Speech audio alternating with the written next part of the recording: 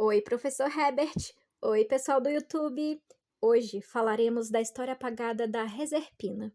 Este vídeo será dividido em 4 partes: as origens ayurvédicas, o colonialismo botânico, a farmacodinâmica e a biopirataria. O formato é inspirado nos vídeos do Ludo Viajante. Parte 1: as origens ayurvédicas. A história da reserpina começa muito antes da farmacologia moderna. Séculos antes de existir a palavra antipsicótico, os médicos do Ayurveda já tratavam ansiedade e insônia com preparados da Rauwolfia serpentina. A palavra Ayurveda vem do sânscrito. Ayus significa vida e Veda, conhecimento. É o conhecimento da vida, uma filosofia que via corpo, mente e espírito como um único sistema. Enquanto a medicina ocidental ainda separava o físico do mental, o Ayurveda já dizia: a doença nasce do desequilíbrio entre o que sentimos e o que fazemos. A planta sagrada Sarpaganda. A Rauwolfia serpentina é uma planta nativa do sul da Ásia. Seu nome popular Sarpaganda vem de sarpa, serpente, e ganda, cheiro forte. Acreditava-se que ela neutralizava o veneno das cobras e, de certa forma, também os venenos da mente. Textos hindus, escritos cerca de 500 anos antes de Cristo, descreviam a planta como capaz de acalmar a ira dos deuses interiores. Hoje, sabemos que essa metáfora se referia ao que chamamos de estresse e desequilíbrio do sistema nervoso autônomo. Era um modo poético antigo de falar sobre hipertensão e ansiedade.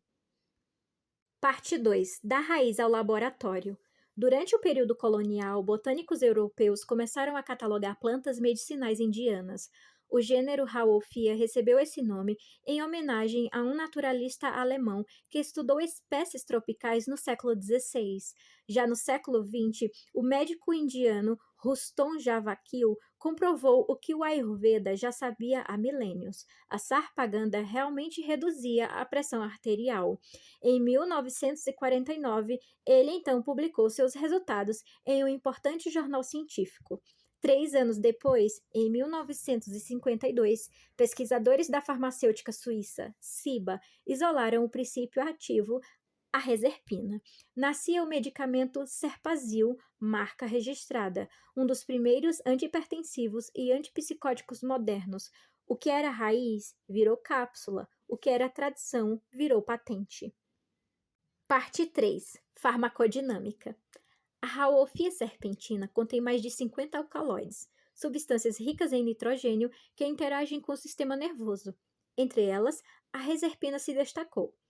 Ela pertence à classe dos alcaloides indólicos, compostos que contêm o mesmo núcleo químico do triptofano, precursor da serotonina e da melatonina. Isso explica por que a reserpina atua tão profundamente no cérebro. Sua estrutura se assemelha às próprias moléculas que atuam na mente. Depois de atravessar a barreira hematoencefálica, ela se liga ao VMAT2, o transportador que coloca dopamina, noradrenalina e serotonina dentro das vesículas sinápticas. A reserpina impede que esses neurotransmissores sejam armazenados e eles acabam sendo degradados pela enzima MAO. O resultado é um silêncio sináptico. Menos dopamina, menos delírios e euforia. Menos noradrenalina, queda da pressão. Menos serotonina, depressão e lentificação psíquica. A reserpina não afeta apenas o corpo, ela muda o ritmo bioquímico das emoções. Mas como a reserpina reduz a pressão arterial?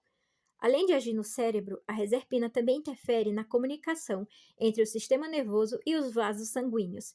Imagine o sistema simpático como uma rede de cabos elétricos que controlam o ritmo do corpo, a frequência cardíaca e o diâmetro dos vasos. Sem noradrenalina, o neurônio simpático não consegue enviar o sinal de contração.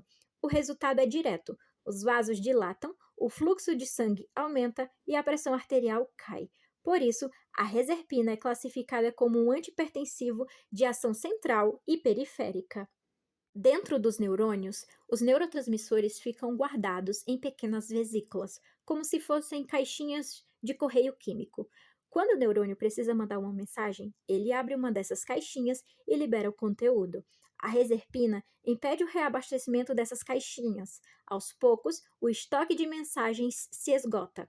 O neurônio tenta enviar um sinal, mas não há o que enviar.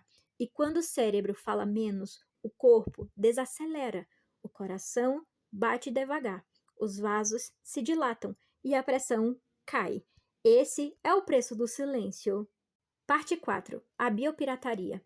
Apesar de sua origem no saber ayurvédico, a reserpina foi patenteada e comercializada por empresas europeias sem reconhecimento à Índia.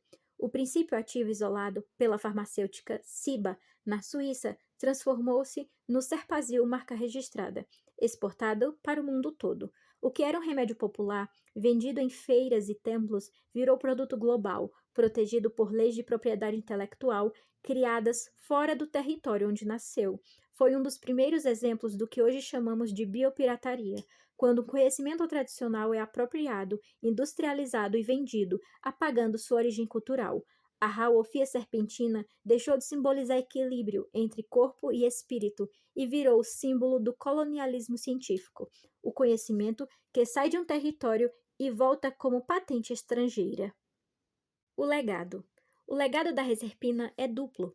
De um lado, representou um salto na compreensão neurobiológica das emoções, a base dos antipsicóticos modernos e da psiquiatria química.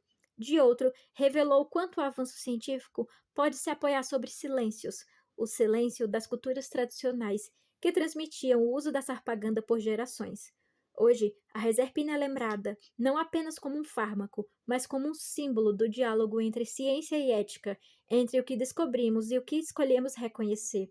Ela permanece como parte essencial da história da farmacologia. Versão brasileira, Herbert Richards.